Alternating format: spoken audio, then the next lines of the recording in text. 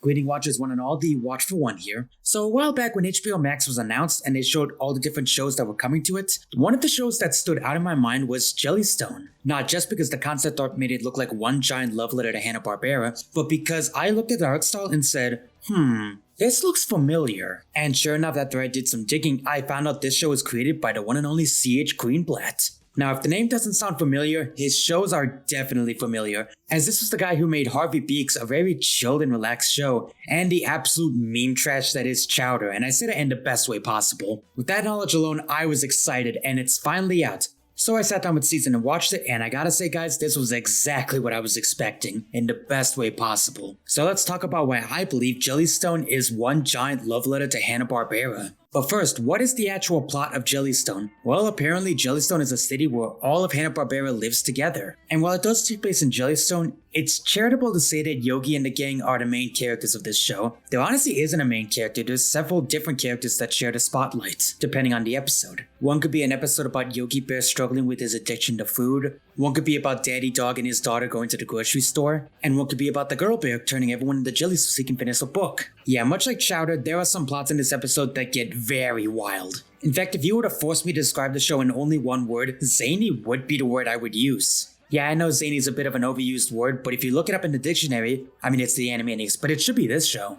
Because it's not just the plot that's zany, the humor is also crazy and insane and energetic. I mean, in the very first episode alone, there's slapstick, situational humor, dialogue-based humor, character humor, even cutaway humor. And it works in the same way it works on Chowder, it keeps everything varied. But it does still know when to breathe and let the audience have a moment to rest. I mean, I would at least hope so, otherwise I would be dying of laughing. Because yeah, I think this show is genuinely hilarious. Now I should say keep this in mind, even though this show is very different from Chowder in a lot of ways, it does borrow a lot of the same humor. So if you didn't think Chowder was funny and thought it was annoying, you're probably not gonna like this show.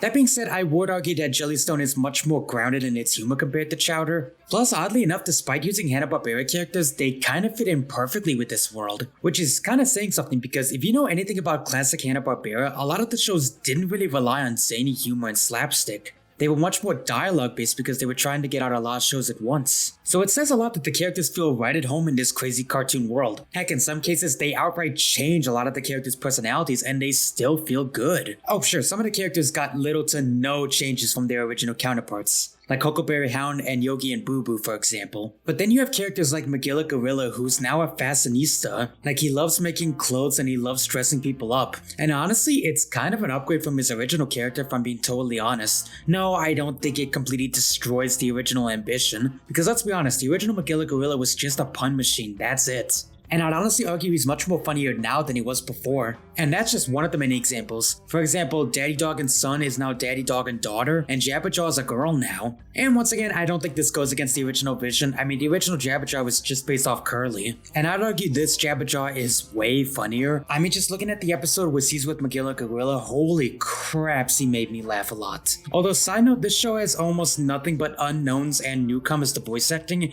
and they're all really good actually. Even the ones who are basically doing impressions of the original characters are doing a good job at that. And the original voices are also really good. But that's not to say every character's recreation is amazing. One that immediately sticks out is Boo Boo Bear from those Hillbilly Bears. If you were to tell me that he was a parody of every goddamn influencer ever, I'd believe you. I get what they were going for though. The rest of the family is down home country and he's into everything modern. I get what they were going for, but did his dialogue have to be 90% elite speak? Yeah, and needless to say, when this guy gets an episode, it is painful to sit through sometimes. Heck, in his very first intro episode, he was outshined by the banana splits of all characters. Although I guess that does lead into something I've been stepping around. Why do I consider this the ultimate love letter to Hanna Barbera? Well, as I said, even though the humor is very different from original Hanna Barbera, it still somehow fits with these characters very well. The best way I can describe it, if this makes any sense, is that this feels like the characters were just invented for this show, so the humor fits for them. But even if you're slightly familiar with Hanna Barbera, you would still know that these characters are from previous Hanna Barbera cartoons. And I think that's kind of amazing that they were able to update and upgrade everything about a Hanna Barbera cartoon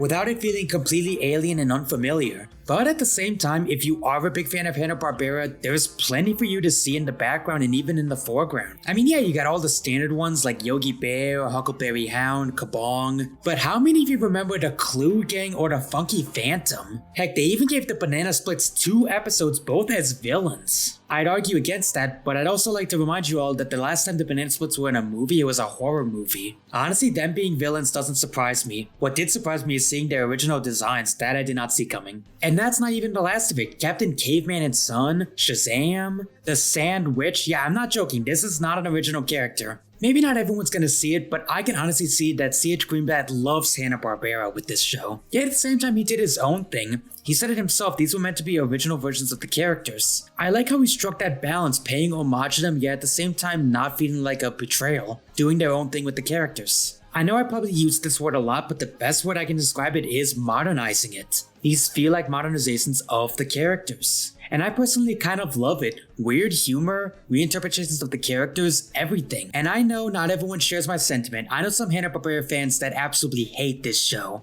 But I'm a Hanna-Barbera fan too, and I don't feel like this is a betrayal at all. If you are one of those people that doesn't like the show, I get it. I absolutely do. It's chowders humor, and that kind of humor is not for everyone. And they did change the characters a lot. But again, I feel like it's modernizing, not betraying them. And if you still think I'm full of shit, I've just got one word to say to you.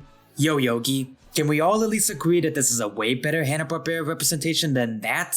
I hope we can all at least agree on that, okay? Okay. But yeah, overall, I like this show. I like it quite a lot, probably more than I should if I'm being totally honest. It's just refreshing to see something that puts its own spin on the Hanna-Barbera characters while at the same time paying homage to them. And I'm definitely looking forward to season 2, especially with all the different possibilities for cameos and guest characters for the future. I mean, just imagine it, Johnny Quest and Haji getting their own episode. Casper, he was a Hanna-Barbera cartoon. Heck, there was a goddamn Godzilla Hanna-Barbera cartoon, could you imagine that? Or maybe even Josie and the Pussycats, I mean, I could just go on forever. So even though I know the show isn't going to be everyone's cup of tea, I'm still excited for season 2. So yeah, final thoughts, if you've got HBO Max, go give it a try. If you like Chowder, give it a try. Just brace yourself for the insanity is all I'm going to say on that regard. And thank you so much for watching my video first. I just want to do a little bit of a quick video this week. And also just as a reminder, we're doing a tabletop adventure known as the Game Masters where we go through the world of video games and Nintendo. There'll be a link to the playlist in the end cards if you want to check it out, and I highly do because it's been a lot of fun so far. And of course all that standard stuff, be sure to like the video because it helps it push through the algorithm in this turbulent YouTube time. And of course if you really like the video, I also have a Patreon where you can do stuff like vote for future video topics or even request something directly from me. But that's all I gotta say, loyal watchers and friends alike, I'm the Watchful One saying keep on watching. I'll see you guys next time.